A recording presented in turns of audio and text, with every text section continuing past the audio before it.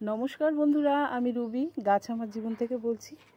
তো দেখো বন্ধুরা, তোমাদের আমি গতকাল দেখিয়েছিলাম যে আমার পদ্ম গাছের কি হাল। আমি গতকাল ওদের খাবার দিয়েছি, যেহেতু বাড়িতে ছিলাম না ওদের যত্নাদি করতে পারিনি। গাছের চেহারা ভীষণই খারাপ হয়ে গেছিলো। তা আসলে কি বলো তো, আমি কিন্তু ভিডিও করার জন্য আমার গাছের যত্ন করি না। আমি আমার গাছের যত্ন করি, সেটাই তারপরেই তোমাদের আমার মনে হয় যে না তোমাদের সঙ্গে শেয়ার করি, তাই শেয়ার করি।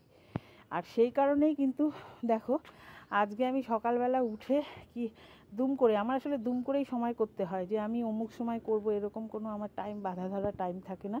আমি সকালবেলা একটু গাছে জল দিতে এসে একটু সময় করে নিয়ে দেখলাম একটু সময় আছে, ফট করে নিলাম। দেখো পদ্ম গাছটা পরিষ্কার করে ফেলেছি পুরো। তোমাদের গতকাল আমি ভিডিও দেখিয়েছি। এটাই আসলে দেখানোর জন্য হঠাৎ আমার মনে হলো যে তোমাদের সঙ্গে শেয়ার করি। তো পদ্ম গাছের কি হাল হয়েছিল, যেহেতু আমি কদিন বাড়ি ছিলাম না, কোনো গাছেরই তো যত্ন করতে পারিনি। তো সেই ক্ষেত্রে আমার পদ্ম গাছটা যে হারে বৃদ্ধি পাচ্ছিল আর কি, কিন্তু সেখানে গ্রোথ তো থেমেই গেল। আর গাছপালা সে মিলিবাগে ধরে পাতা টাতা সমস্ত পুড়ে গেছিলো। তোমরা তো দেখেছো, তোমাদের গতকাল আমি ভিডিওতে দেখেছি। আবার পরে তোমায় কিছুটা অংশ তোমাদের রিপিট করছি যে কেমন ছিল আর এখন কি করেছি। দেখো, যে পুরনো যে পাতাগুলো আছে না, এইগুলো পারলে পরিষ্কার করে দিতে হয়। পারলে না, এগুলো পরিষ্কার করে দেওয়া ভালো। মোটামুটি নর্মালি টানলে যেটা উঠে আসে সেইটাই ফেলবে। বেশি জোরে টেনে ফেলার দরকার নেই, তাহলে গাছের ক্ষতি হতে পারে। যদি পারো কেটে দিতে পারো। আর এই যে যখন ওভারফ্লো করবে এই শ্যাওলা টাওলাগুলো বেরিয়ে যায়।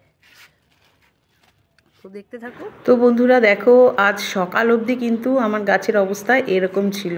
দেখো কি বিচ্ছিরি অবস্থায় ছিল। তো ওকে পরিষ্কার পরিচ্ছন্ন করে খাবার দিয়ে আজকে সুস্থ। সমস্ত মরা পাতা ফেলে দিয়েছি, দেখেছো?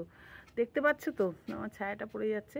তো দেখো সমস্ত মরা পাতা কিন্তু কেটে ফেলে দিয়েছি।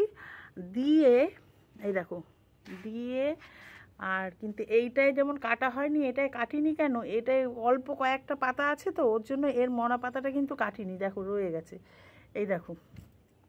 আর দিয়ে সেই জলে কিন্তু আবার আমি ফাঙ্গিসাইড দিয়ে দিয়েছি। জল তো পরিষ্কার, রাত্রেবেলা কালকে আমি রাতে এসে জল ওভারফ্লো করেছি। আবার তোমার এই সকালবেলা এসে ওভারফ্লো করে দিয়ে সমস্ত পাতা টাতা পরিষ্কার করে মিলিবাগটা পরিষ্কার করে ফাঙ্গিসাইড দিয়ে রেখেছি। তোমরা এইভাবে করো, এর রেজাল্ট নিশ্চয়ই ভালো হবে, নিশ্চয়ই ভালো হবে। এই কারণেই বলছি যে আমি এরকম আগেও করেছি, তারপরে পদ্ম গাছ কিন্তু আমার সুন্দর হয়েছে। তো যাই হোক, তোমাদের সঙ্গে ব্যাপারটা শেয়ার করলাম। তোমরাও এইভাবে করো, দেখবে গাছ ভালো অবশ্যই হবে। একবার শুনে আমার কথা শুনে করেই দেখতে পারো আমার মতো করে। আর দেখো, আমার যে দুটো টব যে আমার ছোট পটে যে বসিয়েছিলাম, সেই দুটো আলাদা ছিল। আমার মনে হলো যে পট দুটো জলটা একটু কম হচ্ছে, ওই কারণে আবার কি করলাম, আমার এই গামলাটা খালি ছিল, এই গামলাটার মধ্যে জল ভর্তি করে ওদের কিন্তু তার মধ্যে ডুবিয়ে রেখেছি। এখানেই থাকবে আপাতত ওরা। তো দেখো, ভিডিওটা যদি তোমাদের ভালো লেগে থাকে লাইক শেয়ার কমেন্টস করো। আর প্লিজ নতুন বন্ধুরা আমার চ্যানেলটাকে সাবস্ক্রাইব করে দিও। আর তোমরা সবাই ভীষণ ভীষণ ভীষণ ভালো থেকো, সুস্থ থেকো, আনন্দে থেকো। আর ঘোরো, গাছ করো, দেখবে সত্যি ভীষণ ভালো লাগে আর কি।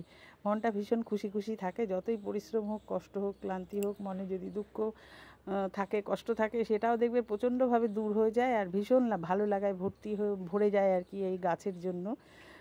তো যাই হোক, অনেক কথা বলে ফেললাম তোমাদের সকালবেলা। তো এখন আসি, নমস্কার।